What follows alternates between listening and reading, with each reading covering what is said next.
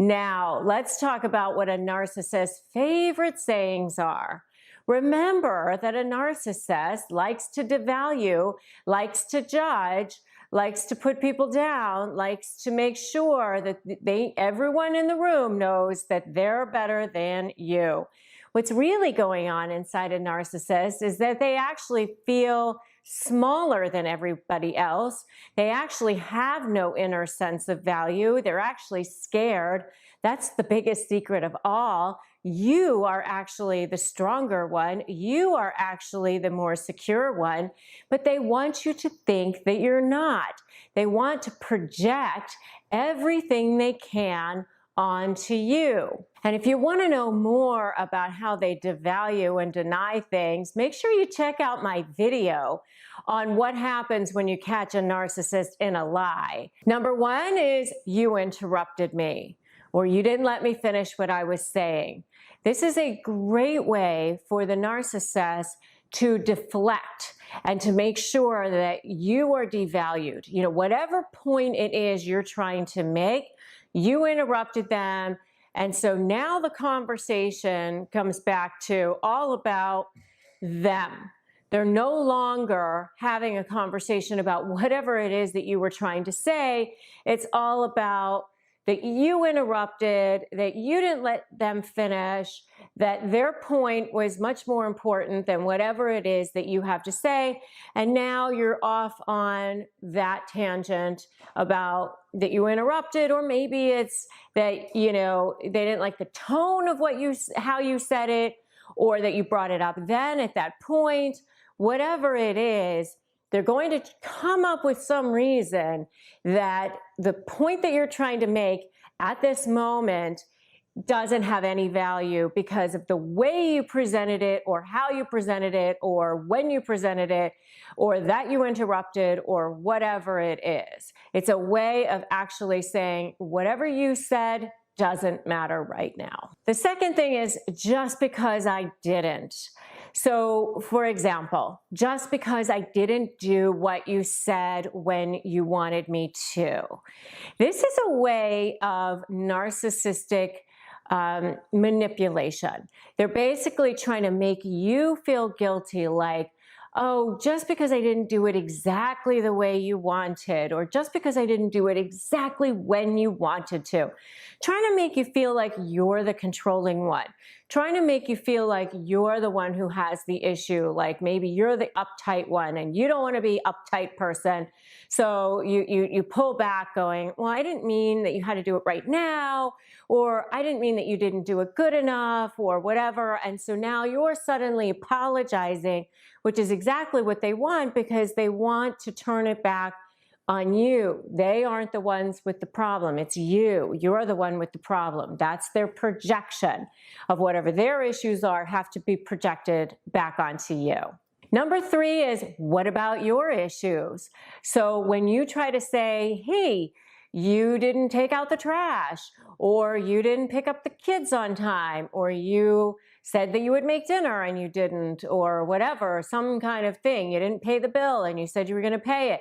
When you're pointing out something to them that they did or didn't do, and then they turn around and say, yeah, but you also have this, or you said this before, or it's okay because you've done that.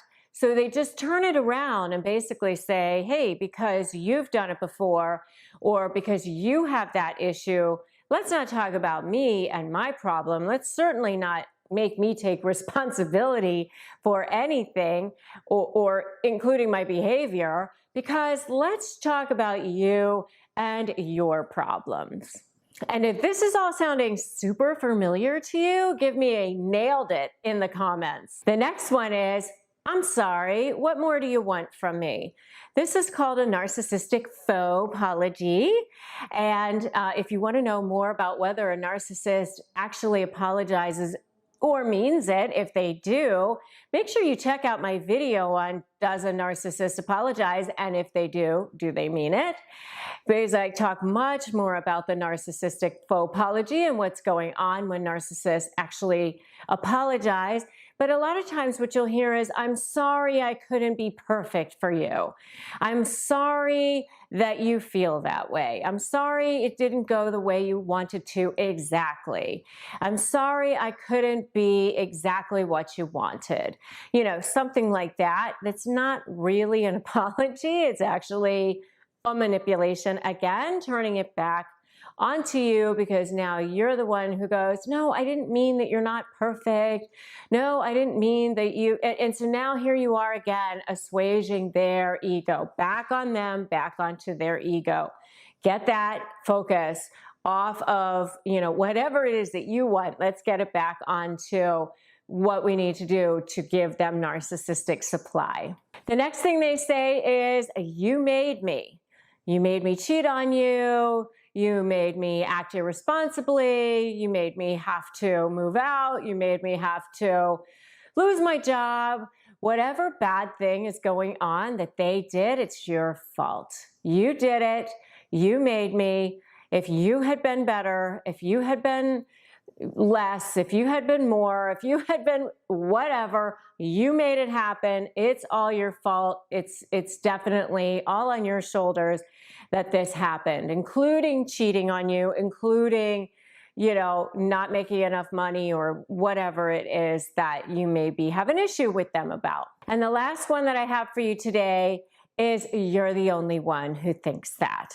So, what narcissists often try to do is gaslight you, try to make you feel bad, try to make you feel like you're the only one who thinks that way because, the whole neighborhood thinks that I'm amazing. Because, they've lined up their flying monkeys, and especially covert narcissists are really, really good at this.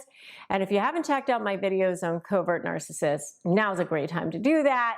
What they're really trying to do is make you think that you are nuts, that you're the only one that feels this way about this person. You're the only one who thinks this way about a certain thing that they're trying to convince you of.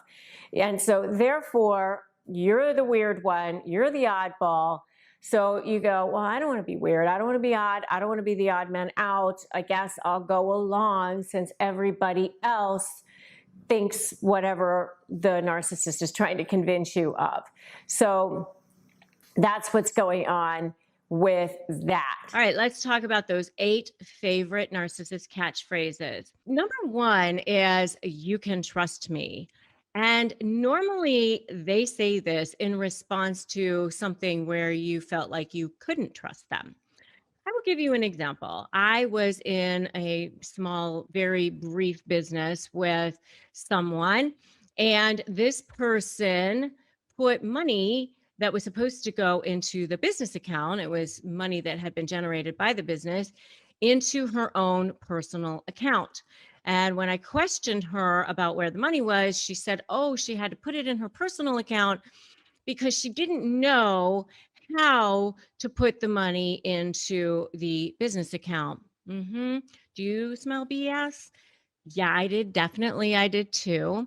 So when I called her out on it, she said, well, she will transfer it back into the business account, but she didn't know how to do it. So she had to, to classify it. She wanted to consult with her CPA or her bookkeeper to find out what the best way would be to transfer it and how to classify it and for bookkeeping purposes. Yeah, I definitely lots of BS, right? But she punctuated that whole conversation with me with, you can trust me. This person was definitely a covert narcissist. And yeah, you can trust me. Definitely you can't. And so they normally do say it in response to something where you're feeling like you can't trust them. So what I'm here to tell you is, trust your gut. Don't trust them. All right, number 2, ready? Number 2 is, stop interrupting me. Stop attacking me. Again, they normally say this in response to, you are trying to make a point, you're trying to get them to take responsibility for something. Maybe it's something that you want for yourself from them.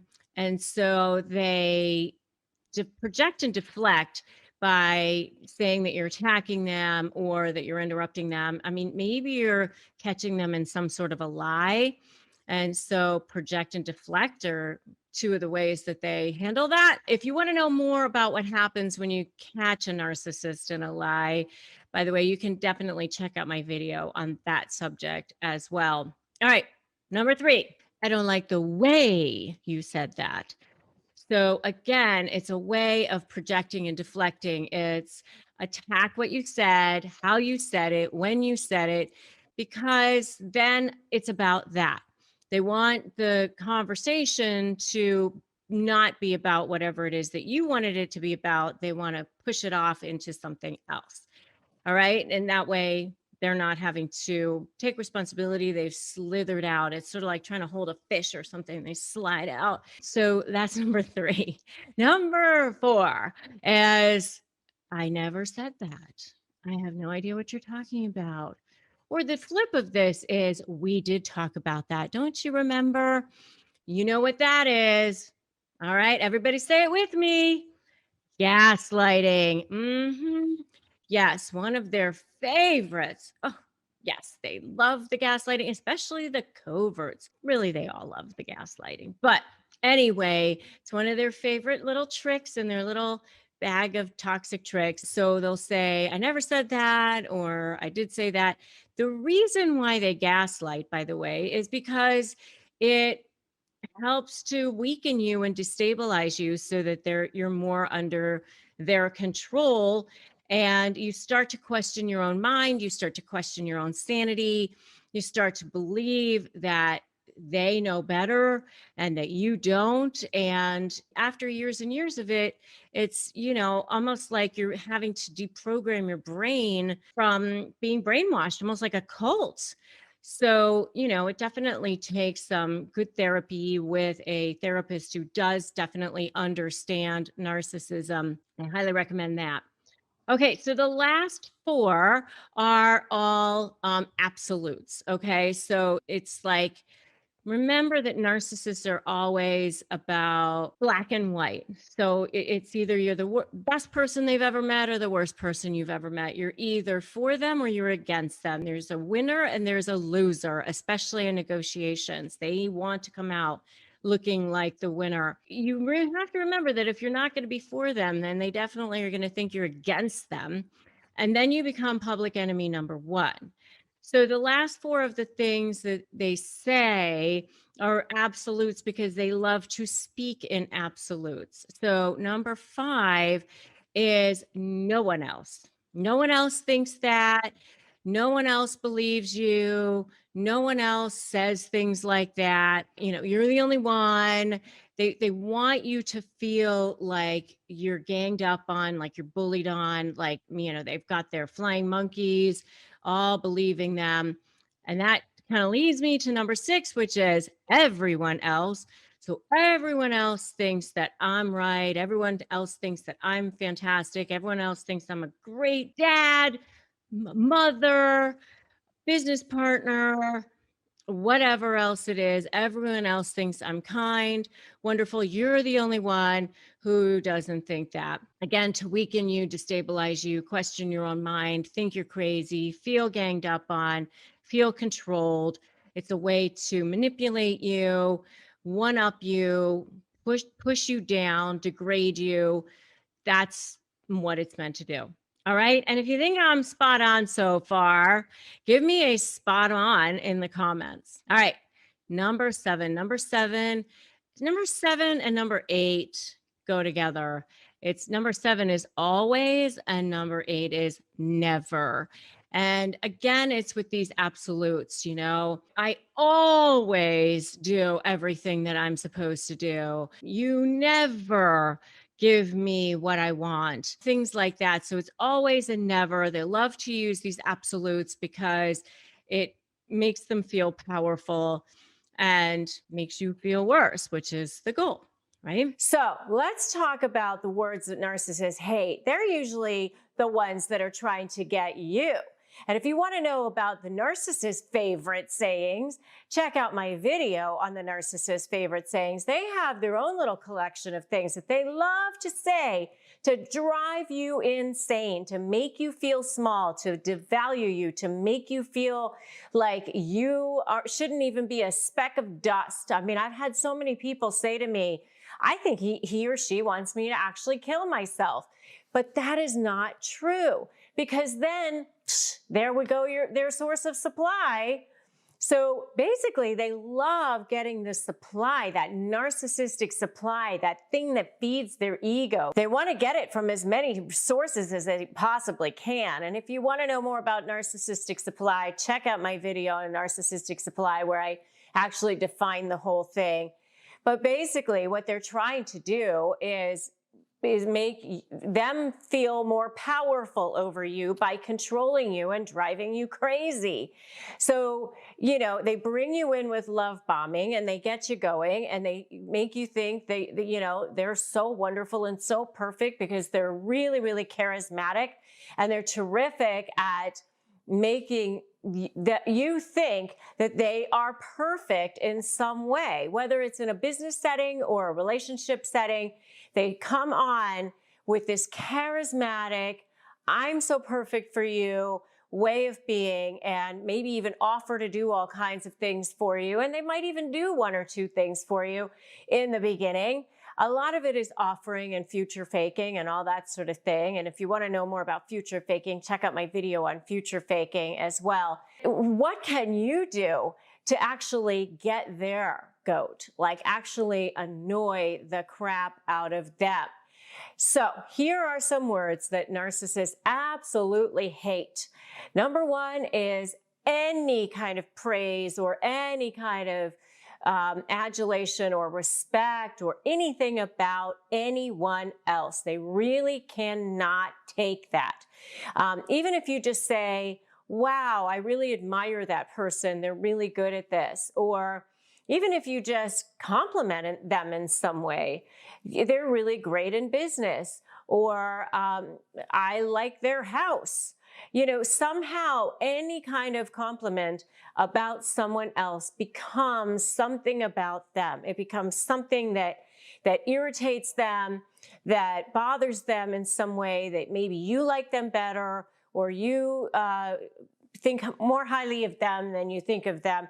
And so therefore it becomes a threat to them in some way. So any kind of nice words about somebody other than them is a problem. Number two is, that's not true. If you just literally say, I think you're lying, then they hate that. Especially if you have proof that they're lying, or that that they're not telling the truth. I mean, you could literally show them the proof right in front of their face, and they will go right to projection or denial or all those other kinds of things.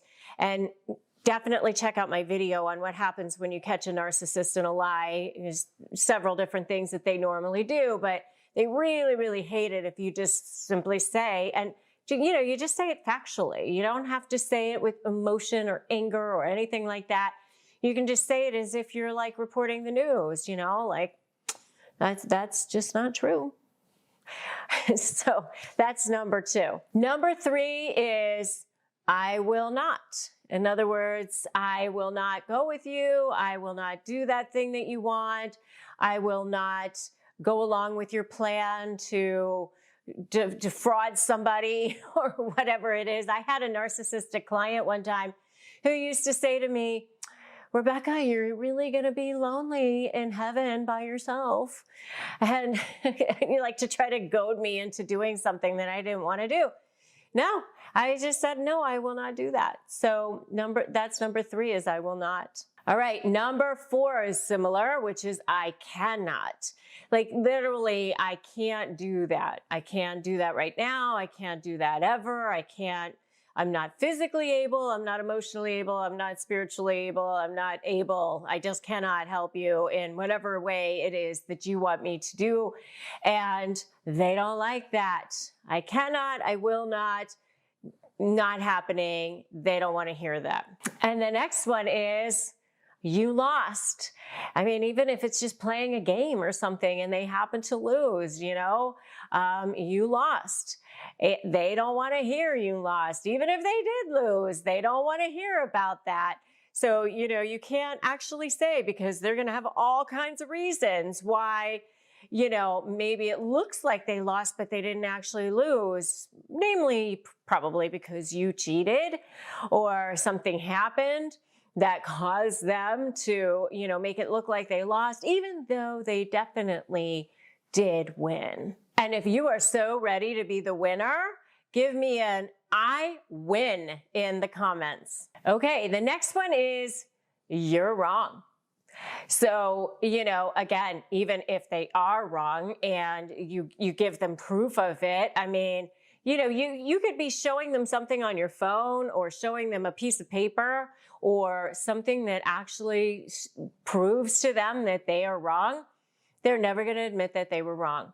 And so for those of you who are dealing with a narcissist, don't waste your breath trying to prove them wrong, because they're never going to admit to it. The words that sound something like, oh my gosh, you are totally right. I'm 100% wrong. I am so sorry. You totally didn't deserve that behavior. I am terrible. You think that you're ever going to hear those words? No.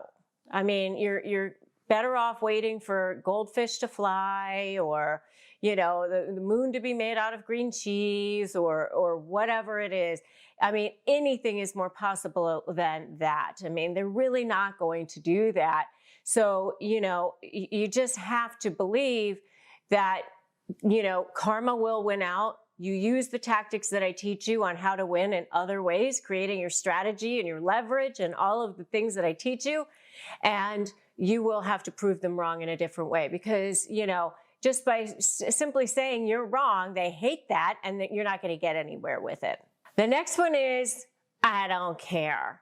I mean, what is worse to a narcissist? You think that being mean to a narcissist is the worst thing, or fighting back against them is the worst thing? Actually, no. The worst thing to a narcissist is that you are completely apathetic, that you just seriously don't care at all.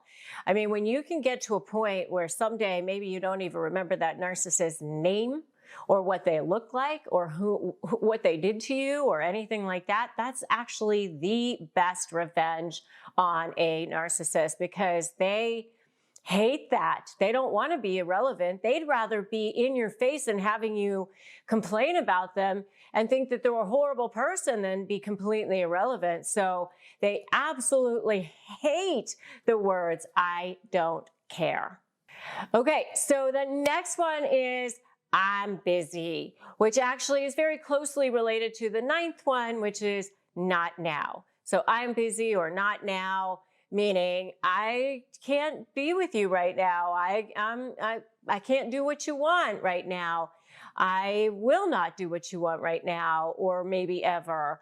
And they really don't want to hear that. I mean, so with I'm busy or not now, they expect you to move mountains and drop everything for them right now. Or they'll just walk right into your office or walk right into your house and expect and demand to have attention drawn upon them immediately. Or maybe they walk into a restaurant and they expect the best table right away. And if people don't immediately all, flock to giving them what it is that they want, then they actually are, personally affronted. And with narcissists, you're either for them or against them. And so if they don't perceive you to be 100% for them and giving you every minute of attention, every second of the day, immediately when they want it, then obviously you're against them, right? So that brings me to the last one, which is the word that they hate the most, which is no, in any way, shape, or form. Narcissists have no boundaries. They don't think that they should have any boundaries. They feel entitled. And so, if you say the word no in any way, shape, or form, it is a personal affront to them. They are personally triggered. That narcissistic injury gets triggered, and there comes out flying the narcissistic rage, and hell hath no fury like a narcissist scorned. So anyway, those are the 10 phrases that narcissists hate the most. And when you are going to negotiate with them, you should keep those in the back of your mind and either use them strategically or don't use them at all, depending on what it is that you want to accomplish. So I'm going to give you 6 ways that narcissists text, and then I'm going to give you 5 ways to respond to them. All right. 6 ways that they text, and then 5 ways to respond. All right. So the first way that they text is like total bombardment, flooding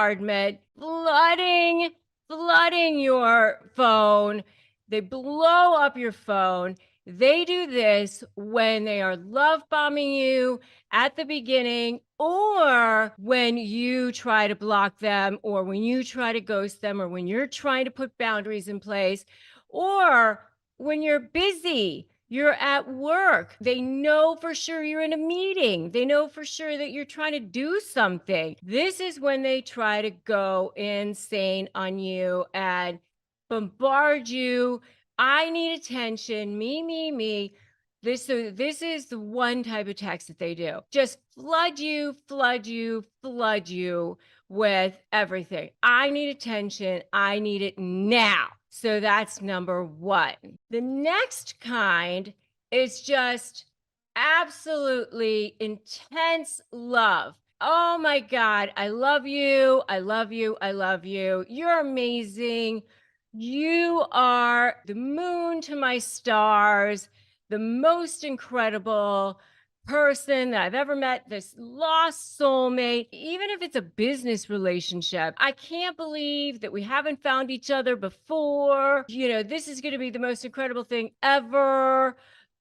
Absolutely intense. Like you really almost can't even breathe because it's just all the time, but intense proclamations all the time. And like it's blowing up your phone with these, but they're also telling everybody else in the world, and they're riding this high constantly. And they do this at the beginning of the relationship, but also when they're maybe trying to get you back, or when they are trying to future fake you because maybe they did something wrong and they're trying to get you to see how amazing the future is going to be and get you not to be thinking about what they might have done in the past. Let's just think about how amazing the future is going to be, and they're going to be the new version of themselves, and everything's going to be roses and rainbows and unicorns, and you will see. Okay. So that's the second type of text that you might see. The third type of text that you might see are sort of the vague, sort of hidden drama sort of ones that sometimes you will get sort of as a Hoover.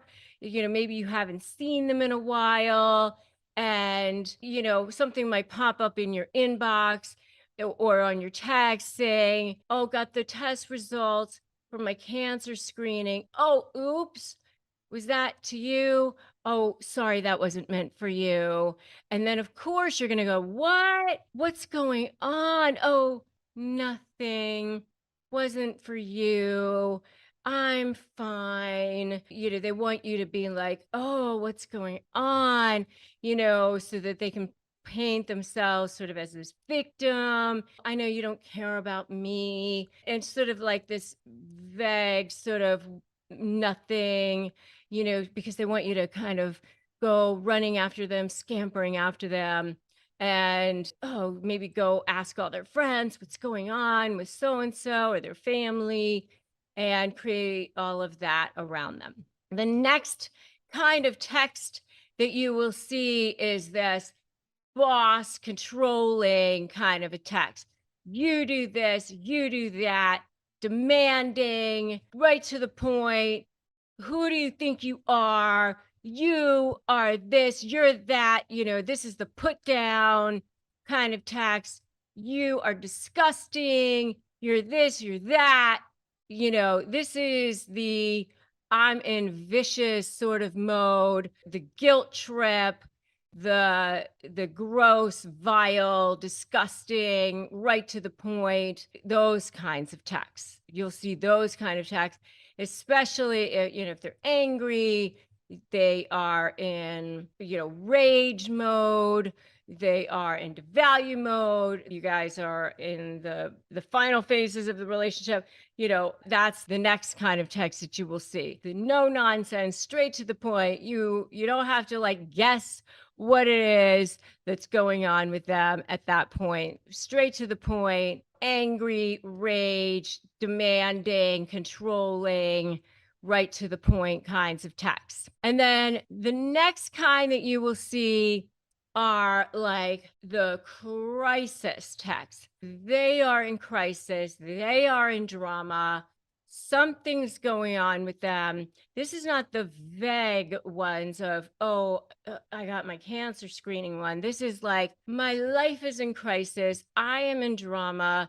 You must come running. You must come now. You must pay attention to me. Something is going on. You must drop everything and come pay attention to me and be part of my crisis right now. Whatever you've got going on is definitely not as important as what I have going on right now. So, they're all, of course, pay attention to me, me. But those are the 6 main types of text that you will see from a narcissist. If you guys have seen any other kinds of text, let me know. And I would love to know what other kinds of texts you guys have seen from narcissists. But what can you do about it? What can you do about it? Number 1, create boundaries. Absolutely, you need to create boundaries. You need to say, this is not okay. Here are my limitations, and here's the way that you are allowed to communicate with me. I always say, one form of communication. And I definitely recommend it be some kind of email, or if you have children, maybe a court-approved app or something like that, because you want it to be something where there's a time and date stamp and it can't be altered, because narcissists do that sort of thing, right? And I do have a whole video on 5 tactics to put a narcissist into place, and I highly recommend that you check out that video. The next thing that I recommend that you do is just take a beat, take a minute. You don't need to respond to every single text every single time. Maybe just pick and choose. Do I want to respond to this one? Do I want to respond to that one? Decide. Maybe I will respond to this one. Maybe I don't need to respond to that one. All right. That's number 2. Number 3, definitely do not get into long conversations over text. Remember, every text and every email is a potential trial exhibit. So do not get into long, serious things in text or email. Do not defend yourself. Stop defending yourself. I have a whole video on that. Don't defend yourself. Definitely check that out. The minute you start defending yourself, you're agreeing that there's an issue. Instead, stand in your power. And definitely, number 4, do not get into their games. Don't get sucked in to that emotional thing. Don't allow them to trigger you, because as soon as you do, as soon as they suck you into their games, their gaslighting, that whole thing, then they know that they have you, right? And that gives them narcissistic supply. Potentially, they use whatever your emotional reaction is against you, and then they have something to potentially use against you. And as long as they're getting narcissistic supply, They will never, ever, ever leave you alone because that's their food, their lifeblood, their oxygen. So just don't get sucked into the mud. All right. Now, let's talk about what words destroy a narcissist. When you are looking at a narcissist and you're thinking about a narcissist, they are just absolutely heinous, and everything they do is just horrible and so abusive and traumatic. And it's hard to even think about what it is that may be going on with them. But remember that a narcissist is actually the most fragile little ego inside. They're actually the most fragile egos on the planet. And so they will do anything they need to protect that fragile little ego. They have no sense of internal value. So that means that they have to derive all of their value from the external. And how they do that is by sucking the life out of everyone around them because they desperately need this thing called narcissistic supply. And supply can come in the form of actually being what I call positive supply. I mean, none of it's really positive, but in the way you think about it, it's more positive things such as money, prestige, compliments, things like that. But supply can also come in the form of what I call negative things, such as degrading, devaluing, intimidation tactics, treating you poorly, control tactics, things like that. I mean, making you squirm they get supply out of that. It makes their egos feel better.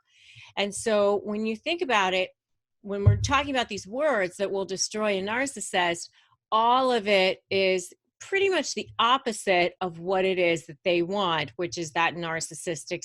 So with all of that in mind, here are the words that you probably should never say to a narcissist. They do destroy the narcissist. But when you say something that quote unquote destroys the narcissist, what actually will happen is that you will cause their narcissistic injury to be inflamed, and that will trigger narcissistic rage. So you probably never want to say these words that are going to destroy the narcissist because they're going to come back at you and you're going to have to suffer the consequences. So number one is you are a loser. You are a failure. You are a disappointment. Anything like that that basically goes right to the core of the thing that bothers them the most, the thing that they do not want exposed to the world. Because inside, since they have no inner sense of value, you are literally tearing them apart by saying, hey, you're a loser, you're a coward, you are never going to amount to anything, anything like that, that's like right to the core. I mean, if you say something like you're a loser to somebody who is very sure of themselves inside, they know what their internal value is on the inside, they would be like, okay, you can think whatever you want. How about you call the moon, green and is made of cheese, right? I mean, so, but for a narcissist, it's like exposing them for who they are, and you will receive the backlash of that if you call them anything like that. Okay, number two is I don't believe you. I mean, narcissists are pathological liars, and they tend to lie about everything, including even things that are very easily verifiable, which I think is really puzzling. It's very vexing, confounding, use any words you want. But I just think it's really interesting how narcissists have no problem lying about things that, you can easily check. But if you say directly to them, I don't believe you, then, it's not going to be helpful for you. They'll just, go crazy on you. So you can say things like, you can believe that if that's what you'd like. I know that's what you think, something like that. And because that validates that that's what they think, but also lets them know that you don't think that that's true. But don't flat out say, I don't believe you. If you are so ready to be free of this narcissist, give me a yes in the comments. Okay, the next thing that you may want to not say, which is, another word that might destroy a narcissist, is I'm busy. I'm busy right now and I don't have time for you. I don't have time to look at your stuff. I don't have time to talk to you about what it is that you want to talk about. And, that's when they say, I can't believe that you don't have time for me. And, how dare you have other plans? So, be very careful about this. So, one of the things that you may want to do instead is say, I don't have time for you right now. I can make time for you at this time or something like that, especially if you're dealing with like a narcissistic boss or a coworker, or even if it's a soon to be ex-spouse or somebody like that, somebody that you still need to interact with for whatever reason. You can say this. Make sure when you are saying these things, if you choose to say them, that you're saying them without any tone. Remember that narcissists hear tones like dogs hear dog whistles. Like, no, even if the tone isn't there, if it's just the slightest edge of tone, then they hear the tone. If there's a slightest edge or taint, a whisper or hint in the air of like body language or anything that potentially is like against them or sarcastic, something like that, they're going to pick up on that. So be really careful. So if you choose to say some of these things, make sure that you're saying them without emotion, just calm, cool, collected. I always tell people like, just the facts, ma'am. Remember the old show? It's like kind of just the facts. You respond to things without emotion, and don't justify, defend, or overshare. Okay, and the next one, number 4, is I didn't read your text, I didn't read your email, I didn't listen to your voicemail. Anything like that is like a little dagger to them. It's sort of sending them this message that they're not important to you, or that whatever it is that they wanted to say to you wasn't that important to you. And so you definitely destroy a narcissist if you say to them you didn't read, look at, or listen to something that they sent you. All right. Number 5 is you're wrong.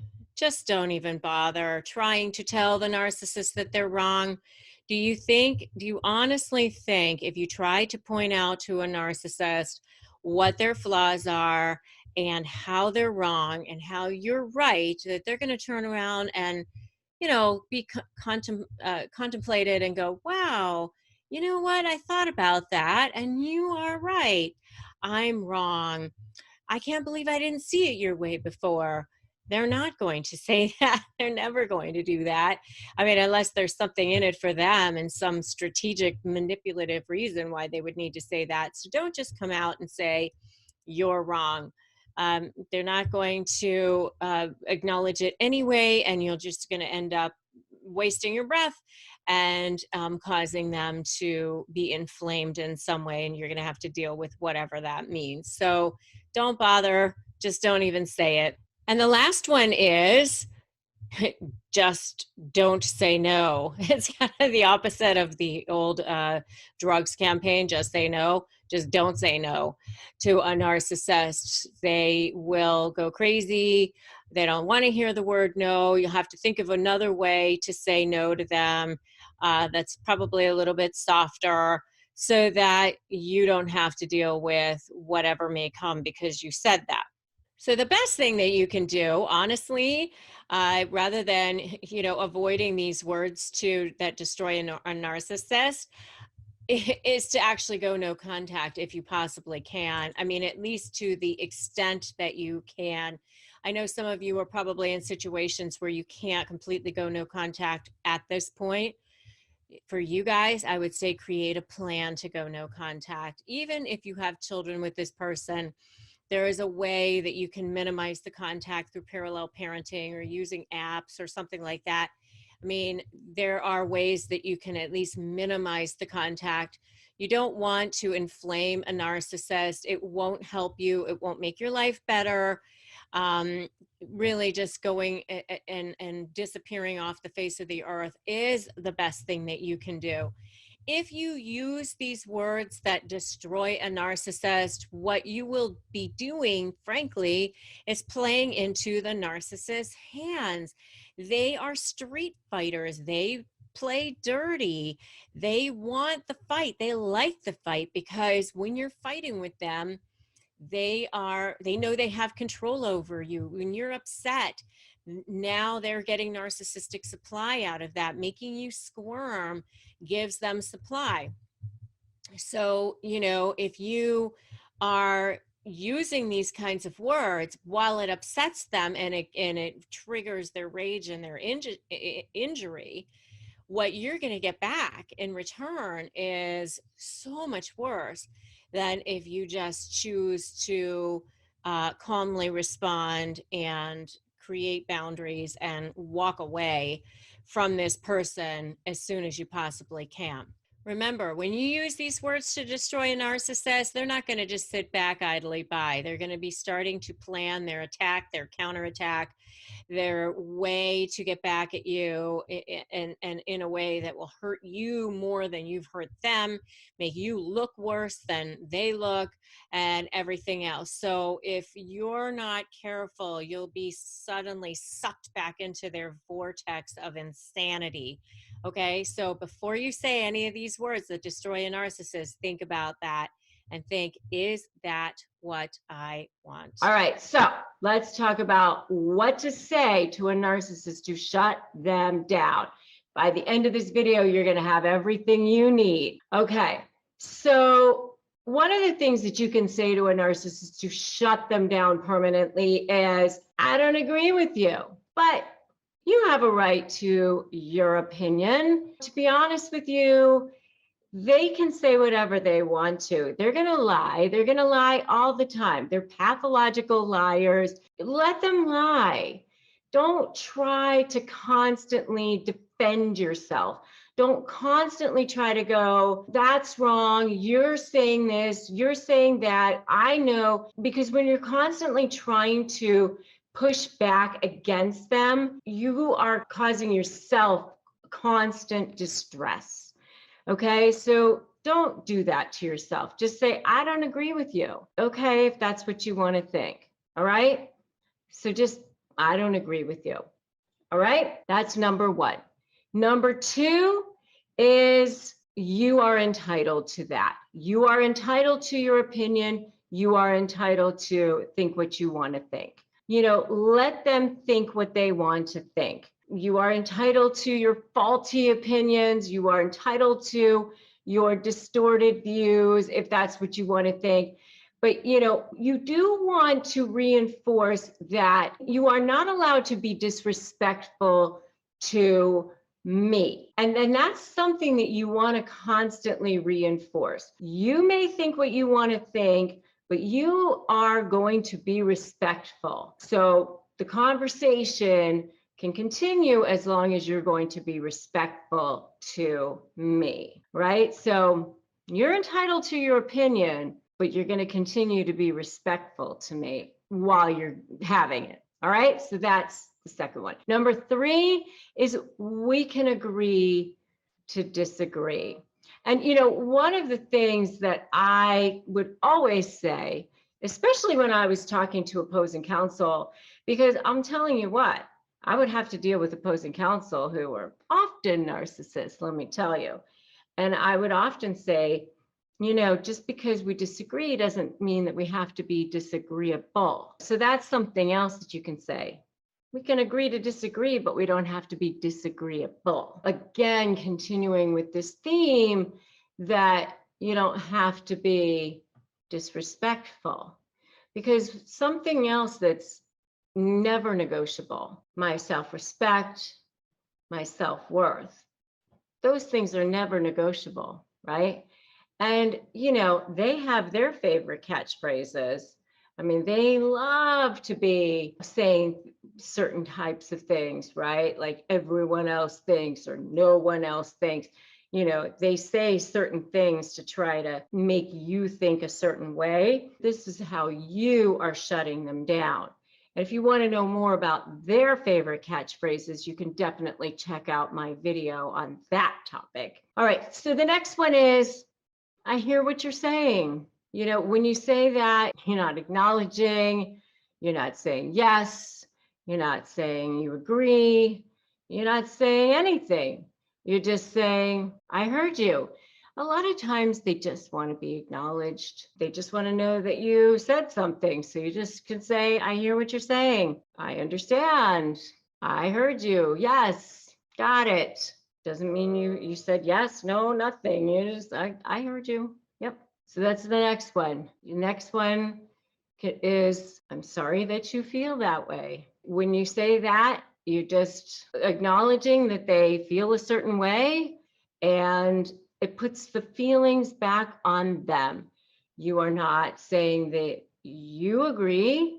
You're just saying that that's how they feel. And you're sorry that that's how they feel. I like that one because you are now no longer taking it personally. And you are starting to take back your power with that one, which I like as well. And it's really starting to make you shut them down. You're starting to shift. You're starting to shift that dynamic, which is the most important thing. You've got to start shifting that dynamic.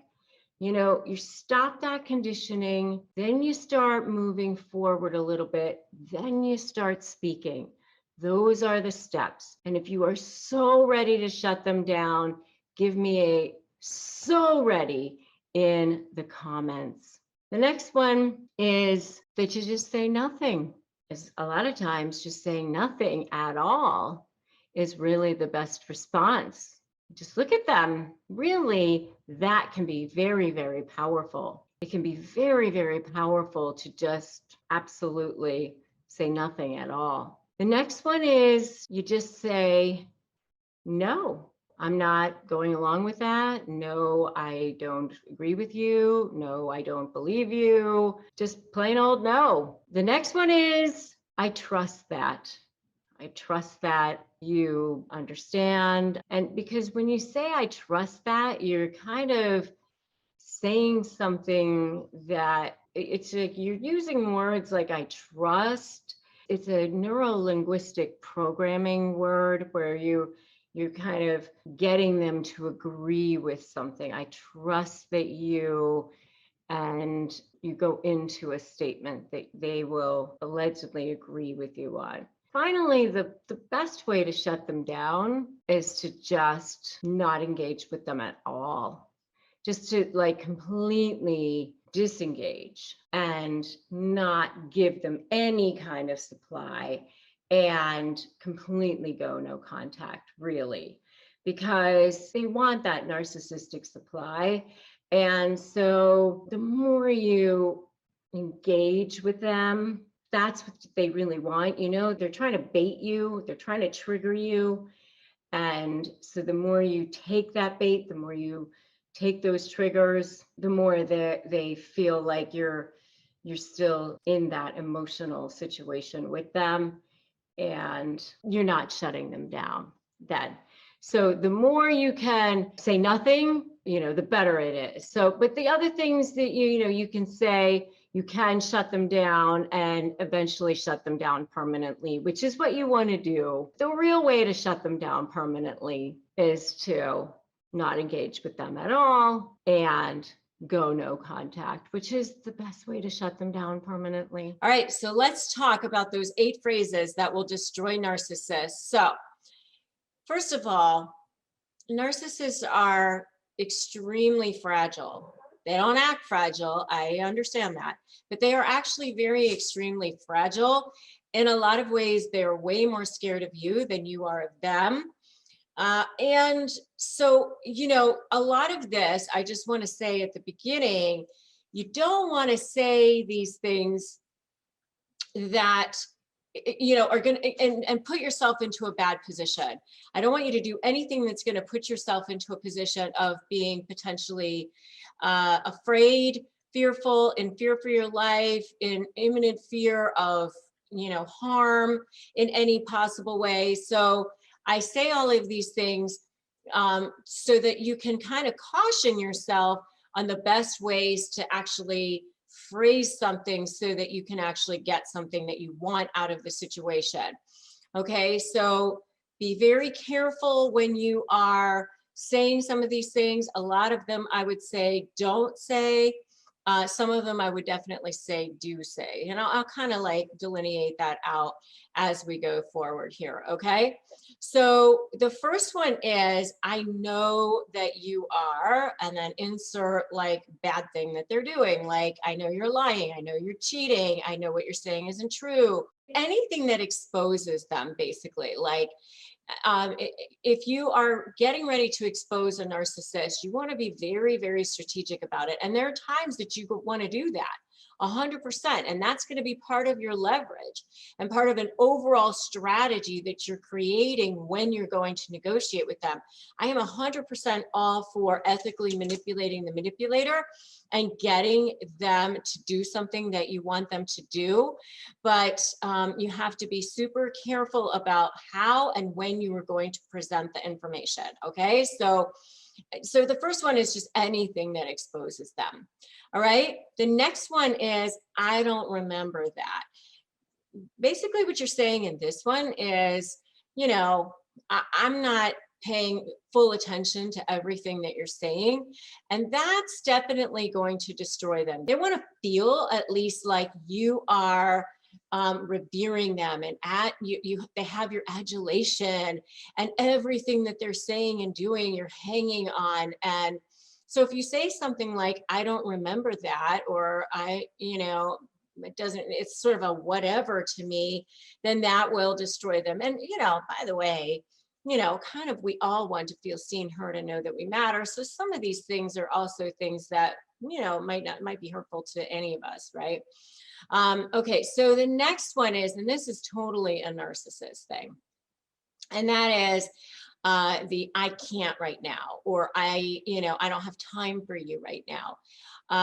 That's something that a reasonable person will understand. If you are a busy person and maybe you didn't have time to read that text right at that moment, or you didn't have time to you don't have time to drop everything that you're doing and do it right for them right at that moment.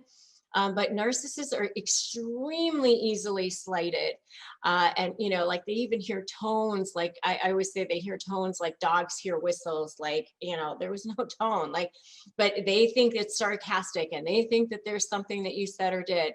So you have to be very careful about their ego with that. And I say that because you want to be able to get what you want from them. So you want to be careful about how and when you're going to present things and how and when you're going to say certain things. So you want to be definitely strategic about that. But if you hear that from them, that's definitely something that that they won't like. So you just got to be careful about the I can or whatever. But of course have your boundaries, right? Of course have your own boundaries. All right, so the next one is you are a failure, or you're a loser, I'm so disappointed in you, something like that. I mean, you can certainly say things like, this isn't working for me. This situation isn't working for me. This conversation isn't working for me. The way you're saying that isn't working for me. Something like that. The way you're coming across. But be very careful about saying things like you're a loser. That's one of those that I would highly recommend you stay away from. You don't want to put yourself into a dangerous situation, and it's not going to get what you want out of the negotiation anyway. All right, so that's that one. And the next one is you caused bad things to happen. It's your fault. It's your responsibility, something like that. They definitely don't want to have to take responsibility for anything. If you try to get them to take responsibility for something, then it's, deny, deflect, project, all of those things. And if you've seen any of these things so far, give me an I've seen it down in the comments below. And you do want to be careful, because you don't want them to come unleashing on you, and you don't want them to, have that narcissistic rage come flying out, right? So, okay, the next one is, I don't believe you. And this is, where you're basically saying to them, I know you're a liar, and I see through you. I see exactly who you are. And by the way, if you do try to catch a narcissist in a lie, you definitely want to check out my video on that. I have a whole video on what happens when you try to catch a narcissist in a lie. They try to like slither their way out of that situation, right? And sometimes they can be very good at it, but sometimes they think they're better at getting away with it than they actually are. So that's the next one. The next one is just the word no. They don't want to have to be told no. They don't want to have to be told that you're not going to, do exactly what they say when they want you to do it, and all of those sorts of things, right? It's like, they want to have full control over you. They want to know that you are going to jump when they say jump, and they're going to say how high. They work very hard to have control over you. I mean, they like to have control over everything. And so they don't want to hear that word no. That's definitely a word that will destroy them. So, when you are dealing with them, especially in a negotiation setting, there are ways that you can disagree with them without actually disagreeing with them, like by saying no. I mean, you can even say things like, I agree, that's your position. I agree that that's how you feel. I agree that your offer is blah, blah, blah.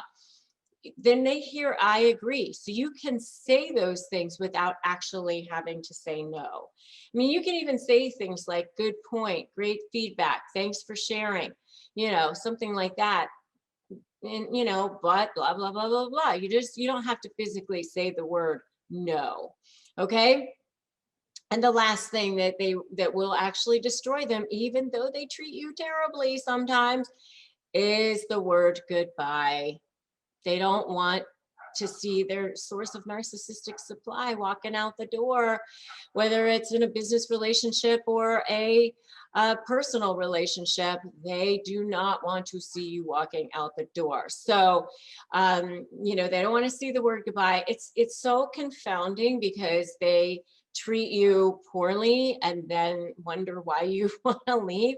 But that is one of their biggest fears, by the way. And you want to check out my video on what their biggest fears are, is you leaving, you abandoning them. So they don't want to hear that word goodbye. Let's talk about gaslighting. One of the narcissist's favorite little go-to bag of tricks. And it's almost like they need to do it. They're like compelled. It's like a way of life for them. So gaslighting is a form of manipulation. It's a psychological form of manipulation to try to get control over you and try to make you think that you are crazy. And they use it in a lot of different ways, and especially in negotiating. When they are dealing with somebody during a discard phase, it really comes up quite a lot. So I have seen it a lot in my law practice. And so if you are negotiating with a narcissist in any way, shape, or form, whether it's in a divorce, a business partnership, or maybe it's even a family member, a neighbor, or somebody who used to be your friend, then you will see these phrases and these signs of gaslighting coming up in some shape or form, because they're actually pretty predictable. Even though narcissists are like really heinous to deal with, they're actually fairly predictable as far as their personality type. They kind of all act the same. You see it, a lot of people that are in my private Facebook group are talking about it thinking, wow, do they have all the same playbook? I've heard people say that. It's amazing. It's like we're talking about the same person. If you want to know more about the private Facebook group and you want to join us, it's called Narcissist Negotiators with Rebecca Zung. but they have, favorite gaslighting phrases that they use and also tactics that they use. And if you want to know more about gaslighting tactics, you should check out my video on gaslighting tactics, and we'll make sure we drop a link to that below. But on this video, we're going to focus mostly on the types of phrases that they use in order to gaslight you. So if you hear any of these phrases, you're going to know, okay, this person is trying to gaslight me. And if you are the target of gaslighting, you're probably starting to feel anxious, feel traumatized, feel like you're going crazy, like you can't think straight. You start to lose confidence in yourself. You start to think, you just can't do anything right. It spills over into other areas of your life, not just in dealing with that narcissist, but other areas of your life as well.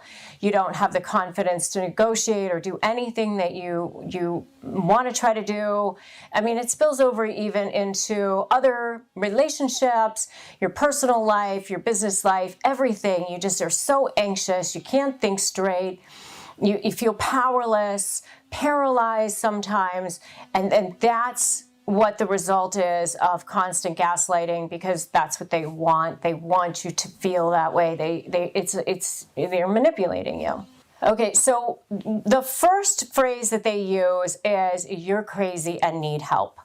So when you try to bring things up, you try to point something out about the narcissist, you try to say, what you did was wrong. Especially covert narcissists, they do these little passive aggressive things, and constantly make you feel like you're the one who's crazy when you try to bring it up. And they sometimes the things that they do are so small, so little. I've said this example before, but there was an example of a husband who, used to stop at Starbucks all the time, and he would get out of the car and ask the wife if she wanted anything, and then he would get back in the car and have only his coffee and not what she had asked for, and she'd say, "Oh, what happened to mine? Oh, sorry, I forgot." And, he would just drive away.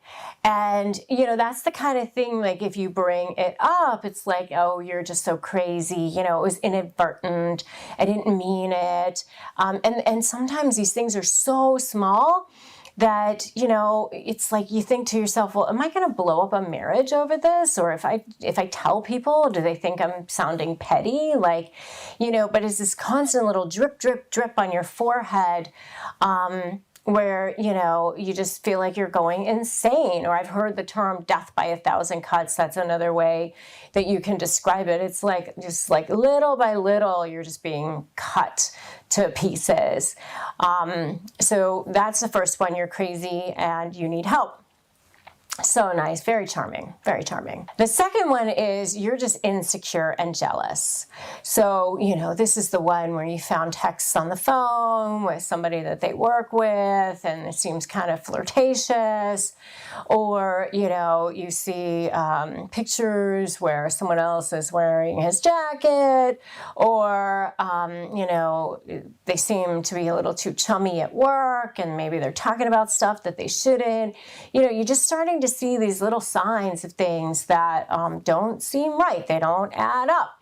And, you're just insecure and jealous.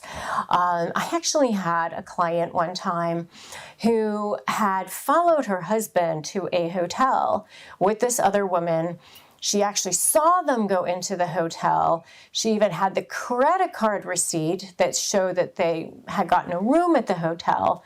They were in there for like an hour, and then they came out of the hotel room, and she told me that he said nothing happened in the hotel. They just talked. So, and she was like, wanting to know if she should believe him. And I don't have any judgment about that, because you know what? She had probably lived with such gaslighting for so many years that she really didn't know what to believe anymore, even if it's so obvious to the rest of the world. Because, he told her, "You're crazy, you're jealous, you're overreacting." And so she was questioning whether or not she really was was, because that's gaslighting. It makes you question your own sanity. The next one is, it was just a joke. So they say something like super mean, like, oh, you walk really funny, or the way you chew was weird, or something like that. Oh, I was just joking. It was just, oh, can't you just take a joke? You're so serious. What's wrong with you? When they say like hurtful things. Oh, that was really supposed to be just funny. You can't take a joke? Oh, obviously, you're just you're super stiff, and there's something wrong with you. And if you are so ready to fight back against that narcissist gaslighting, give me a fight back in the comments. The next one is, I never said or did that. I never said that. I never did that, even though they clearly said or did that. Even if you have proof, even if you have emails, whatever it is, they just changed that. I never said that exactly. I had a client one time who his soon-to-be ex-wife said that, if he didn't do what she said that she wanted him to do, that she was going to contact the authorities. And he wrote back and said something like, there's no reason to threaten that you're going to call the cops. And she wrote back and said, I never said I was calling the cops. I said I would contact the authorities. And so clearly, that's just like changing it. I never said that, even though that's exactly what she said. And she knew that that's what she wanted him to think that she meant. And so she just changed it. So that's a really, really good example of gaslighting. Last one is my favorite, because, when you're dealing with them and negotiating, it's, something you see all the time, which is moving the goalposts. And you see that in negotiation, where they constantly, you're trying to resolve the issue, and, you finally agree to whatever it is that they are offering. And now all of a sudden, that's no longer on the table. You have to go and renegotiate it again, and they make it your fault that the deal has changed. Okay, so what are 7 horrible lies that the narcissist is going to tell about you to their new supply? Number 1 is, they took all my money and left me homeless. Boo-hoo. Yep, that's what they're going to say. They stole all my money, and that's why I don't have any. They left me homeless and penniless. They love to play the victim for their new supply. And of course, that's why they're going to get their new supply to pay for everything for them. And, the old expression, nobody falls in love faster than a narcissist who needs a place to live. So they're going to get their new supply to pay for everything for them, move into their new supply's place.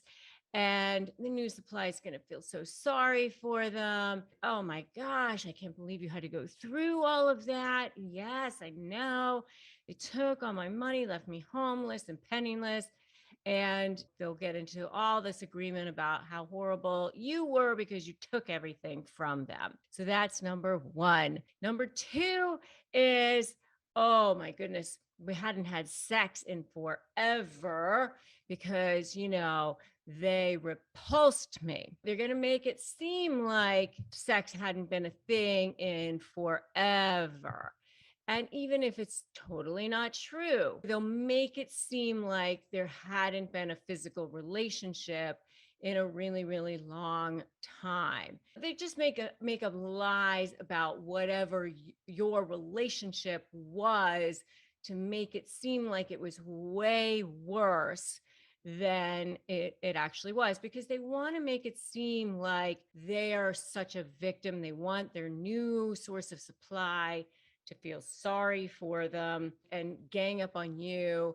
Because then, of course, if there are ongoing issues, especially with the children, if there are children involved, they want their new source of supply to help turn the children against you, to get involved. I can tell you as an attorney, then the new sources of supply starts writing all the messages in our family wizard, starts getting involved, starts writing all the messages to the attorneys as well. It gets super, super messy, really, really annoying. I can tell you that, that's for sure. Number 3 is, I started to allude to this, they turned my children against me. So now what happens is, if the children are against this person, they're going to blame it on you. They're going to say that you are the one that alienated the children. You're the one that caused the problems with the children. That the reason why the children don't like this other person is because you caused it. It had nothing to do with them. It had nothing to do with the fact that they may be a bad person, or maybe they were a bad parent, or maybe they weren't good to you. And the kids saw that. It had all to do with the fact that you turned the children against them. All right. That's the next one. The next one is that I was never in love with him or her. And, this can be especially painful for you to hear. And let me just tell you, don't take that personally, because a narcissist never could love you anyway. And I have a video on why the narcissist hates you. And I would definitely watch that video, because the narcissist doesn't have the capacity to love anyone, including themselves. They hate everybody. So definitely check out that video, and don't take anything personally that the narcissist is saying about you, about them, about any of this. But this one can be especially painful to hear. So just take it with a grain of salt when this might come back to you. And by the way, if you've heard any of these so far, give me a totally in the comments, because you probably have. I'm sure you probably have. So give me a totally in the comments so far. The next one is, I wanted to commit suicide every day when I was with him or her. I mean, they get so dramatic. They thrive on this drama.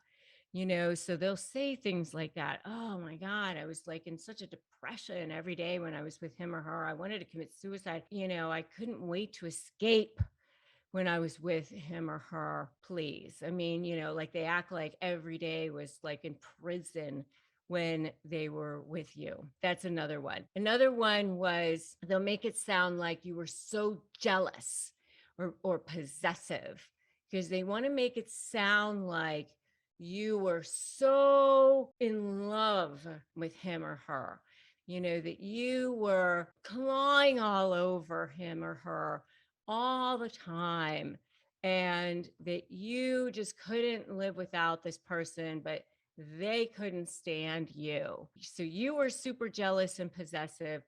They never loved you. They were repulsed by you. You took all their money. They were victimized by you. They have this huge narrative about how jealous and possessive and in love with you, but yet, they were completely repulsed by you. So that's the next one. And then the last one is that you told lies about them to everyone. So whatever the narrative is that's going around about them, about how horrible they were, whether it was they were abusive or a horrible parent or whatever it is, all of it is a bunch of lies that you spread. It has nothing to do with the truth. Maybe it was that they didn't pay child support, or that they were a terrible provider, or whatever it is that you might have said, they're alcoholic, or all of it was a bunch of lies that you spread. It had nothing to do with reality. You caused it. They had no culpability, no responsibility in any of that. They were perfect. They were a perfect wife, perfect husband, perfect mother, father, whatever it was. You were just horrible. They have no idea why you were the way you were, because, you know, obviously you were crazy or delusional and just caused all of this problem all on your own. I am so glad you're here, because today I'm going to be sharing with you 8 phrases that narcissists use to manipulate you, so that when you see it coming, you'll be able to spot it. You'll be able to turn it around. You're going to be able to start looking at it almost like as a third party and go, okay, got it. Now I see what you're up to. Now I see what you're trying to do. And by the way, because you're saying these things, I know that you're a narcissist. All right, so let's dive in. The first one is they'll say something like, I guess I'm a bad person. You know, you're trying to make a point about something, you're pointing out something like they didn't do something that they said they were going to do, or they did something that they shouldn't have, and you're just trying to get them to take responsibility. You're trying to have a conversation with them, and what they try to do then is they just become the victim. Oh, I guess I'm just a bad person. You're just attacking me. I guess I should just die. I should, you know, and instead of now having a conversation, you're the one who's attacking them. You should feel bad, especially if they're a covert narcissist. Then you might see tears starting to flow, something like that. If you want to know more about the covert passive aggressive narcissist, definitely check out my video on the covert passive aggressive narcissist. And I also have one on covert narcissists in relationships, because I really detest covert narcissists, because I had to deal with a couple of them in my own life. But the very first thing that they say is, I guess I'm a bad person. They shift it around. They make themselves the victim. All right. So that's number one. Number two is, do I still matter? You know, now we're not talking about the issue at hand. It's again, they're turning it around. They don't want to have to take responsibility for whatever it is that they should have done or didn't do, or did do and shouldn't have, or whatever it is. Or whatever it is that they said. Maybe you're hurt, maybe you're upset about something. They don't want to have to be responsible for that. They don't want to have that light shining on themselves. So they will do whatever they need to get that off of themselves and move it to a different direction. And so another thing they'll say is, do I still matter? Is, you know, doesn't the relationship matter to you? Why are you doing this? Why are you bringing this up now? What is it that you need to do now about this? You know, and instead of like actually addressing the issue, it becomes all about all of that stuff. However they can create noise around it, that's what they will do. Okay, so then the next one is, if that's the way you feel, you know, in other words, like kind of diminishing your feelings, diminishing whatever it is that you're bringing up to them. I guess so, if that's the way you feel about it. And it might even be like in a mocking tone. It might be in a sarcastic tone. They're definitely letting you know that whatever it is that you're deciding to do is probably a terrible idea. They're very judgmental about it. They want you to feel bad about whatever it is that you're deciding to do, if that's the way you feel. Okay. So, all right. The next one is, if you loved me, then if you love me, then you won't do this. If you love me, then you will do this. You know, if it's in a business setting, you know, if you valued the relationship, if you value working with me, then you wouldn't say this, you wouldn't do this, or you would do this, whatever it is that you want them to do. So that's another way of getting them to, or getting you to be manipulated by them. And if you have totally seen this before, give me an amen in the comments. Okay, so the next one is, you don't trust me. Again, this is a manipulation. they're doing something that you definitely don't trust them. And they're like, oh, you don't trust me. They're trying to make you feel bad. They're trying to make you feel guilty for not trusting them. How could you question them? They've always been there for you. They've always been by your side. Have they ever let you down? And of course you're thinking, yeah, you have. And yeah, I don't trust you. But, then they start playing on your emotions. They start playing on your feelings. And especially if you're an empath or you're an empathic person, it's really, really hard to stand back up to that. And if you want to know more about that symbiotic relationship between the narcissists and the empaths, definitely check out my video on that topic, because there is definitely sort of this, lethal attraction that goes on there between narcissists and empaths. But anyway, that's the next one. You don't trust me. All right. So the next one is, I've never seen anything this bad before. I've never seen anyone do anything like this before. Trying to make you feel like you're the only one who's ever asked this, done this, said this, whatever it is. And if you want to know more about that, definitely check out my video on narcissists' favorite sayings. But that is something that they do as well, to try to manipulate you. I've never seen this. I've never done this. I've never seen anyone, blah, blah, blah. Okay, the next one is we talked about. This is a really, really famous one. It's a gaslighting type of a phrase that a lot of covert narcissists especially use. We talked about that. Don't you remember? You agreed. And you never had that conversation before, you never agreed to anything, but after a while they prey on your sanity, and then you start to question your sanity. Well, maybe we did talk about that, I don't even remember now. But that's what they do.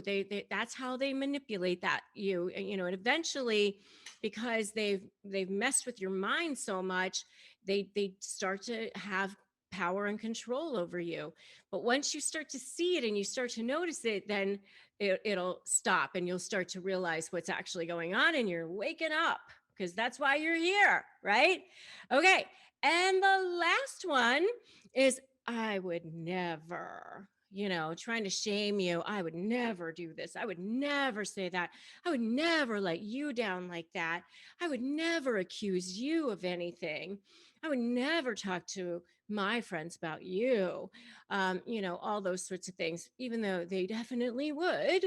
But that's one of the things that they say is, I would never. So that's one of the other manipulation phrases that narcissists use. They love to manipulate.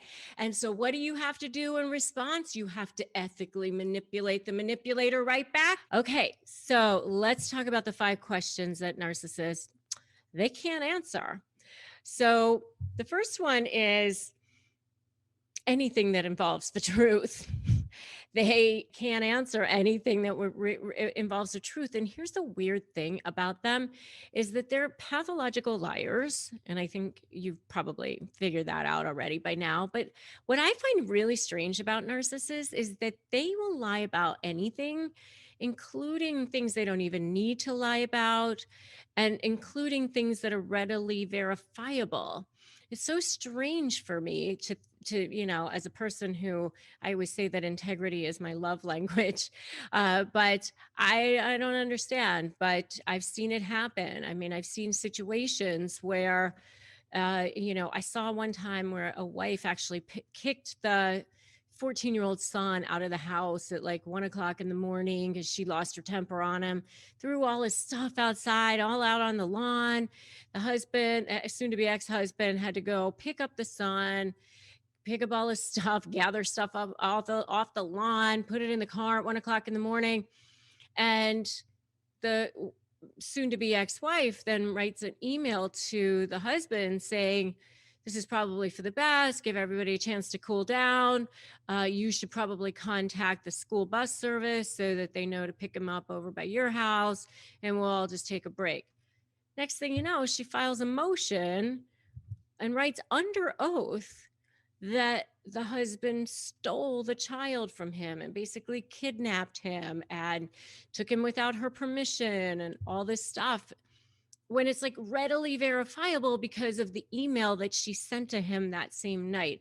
kind of crazy, but anything that involves the truth are questions that they can't answer. Like if you asked her why she did that, she wouldn't be able to give an answer. So anything that involves the truth, anything that involves calling them out on their behavior, they like to deny, deflect, project, making sure it's not coming onto them, and or anything that shows that you know what's going on. Again, part of the truth.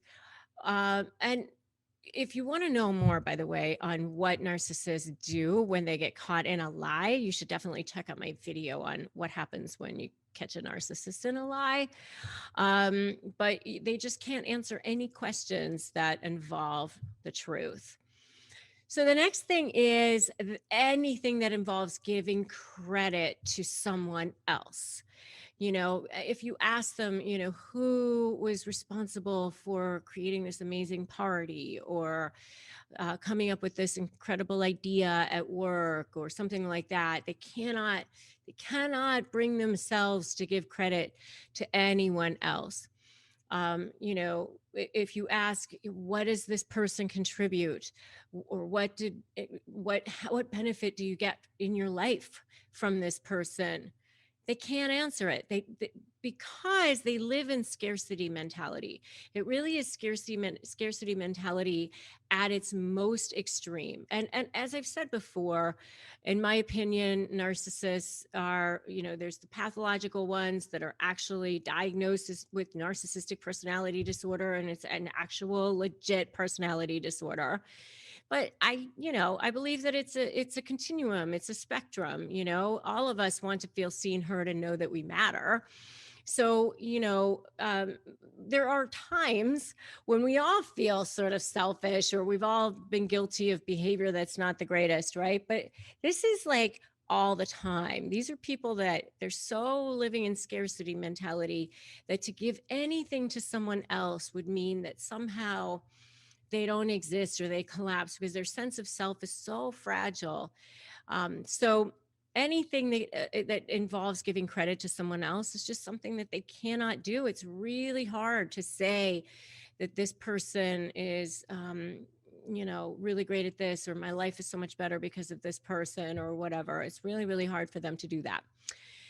Number 3 is anything involving them failing or losing. If you ask them questions about their loss or failing at something, they can't accept it. I mean, they distort reality. They have this magical thinking, which is all part of the DSM-5, which is how they actually diagnose narcissists. They distort reality. They just live in their own world. And so anything involving them being called out as failing at something or losing is just something that they cannot have a conversation about. The 4th thing is anything involving shame or vulnerability.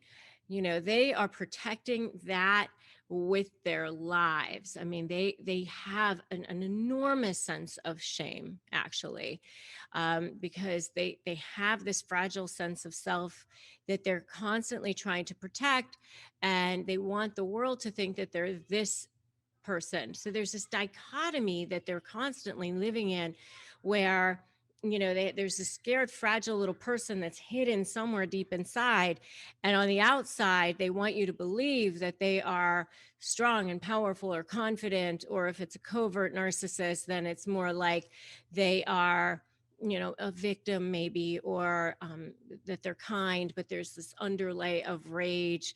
If you want to know more about covert narcissists, definitely check out my video on covert narcissism in relationships. But that's some of the things that you'll see. And then the next one is anything that involves how well they interact with others, because they're not great at interacting with others. They're not great at maintaining friendships. if you've seen this, by the way, I want to see agreed in the chat below that you've seen this before. But they're not great at maintaining close friendships or intimacy or anything like that. So they don't want to be asked about how well they interact with others. So that's the fifth thing. Those are the 5 questions they can't answer. Anything that involves the truth, anything that gives credit to anyone else, anything that involves them failing or losing, anything involving shame or vulnerability, or anything that involves how well they interact with others. So if you do ask them these questions, what will you see instead? You'll see vague answers, you'll see gaslighting, you'll see lying and denying, and you'll see projection, you'll see blaming and shaming others. They're going to want to throw you off the scent because they want you to be uncertain. They want you to be unstable. And you will see this, especially in negotiations, because remember, with a narcissist, you're either for them or you're against them. So once they know that you're no longer for them, then they're going to go after you with guns blazing. You're going to be becoming public enemy number 1. And they want you to be unstable. They want you to be uncertain. They want you to they want to believe that you don't see what's actually going on. All right. So, and when the narcissist knows you know, that's another one of my videos you should definitely check out. So those are the questions that narcissists they can't answer.